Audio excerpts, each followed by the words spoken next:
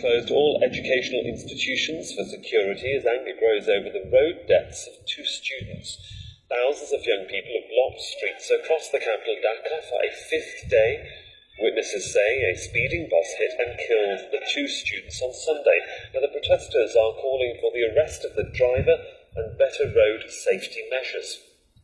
Tanvir Chowdhury is our correspondent and is following events for us from the Bangladeshi capital. I mean, is this protest by the students just about the deaths, Tanvir, or the general sort of law and order environment overall? I think it's an overall frustration. I mean, we have seen protests by the students over quota reform. That has not been accepted by the government. Many of the students were beaten up by the government party students. Now, this is a very unprecedented because you can see students as young as 9 years, 10 years old in the streets. Average age probably would be around 13 to 18 years old or 21 years old, college students from high school, junior high. Even their parents are on the field. Some of the areas in Dhaka, they have formed a human chain and the guardians are putting support for the students. They want reform in the road safety. Bangladesh has a notorious road safety record. Just last year, 4,000 pedestrians were killed.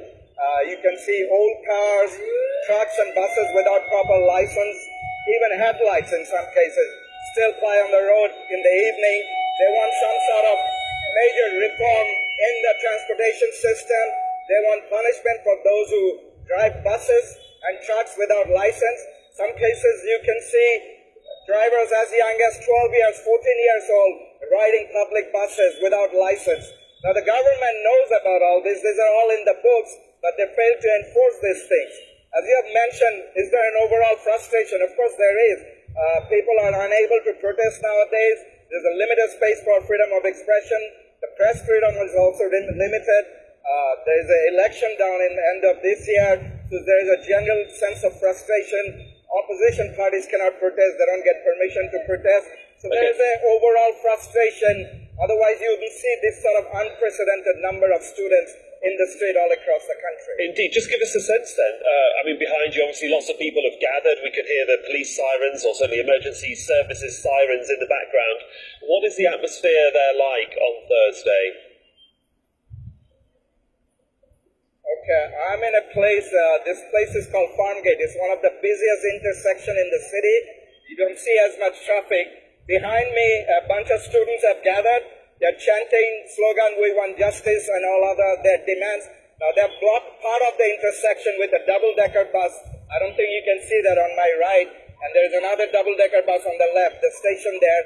So there's a massive traffic gate lock. Most of the people didn't come out. But this is just one part of the intersection in the city. There's several of them all across the city that are blocked like that. And the students are directing traffic. They're allowing emergency vehicles to cross through. They're checking driver's license of public buses and even private cars. That do you have a valid driver's license? Why aren't you wearing seatbelt? You know, they're taking over the streets, you know, literally. And this movement probably will continue until most of the demands are not met. And there's going to be probably a political fallout, if not anything, out of this down the road. We shall see what happens as the day progresses. For the moment, Tanvir, thank you.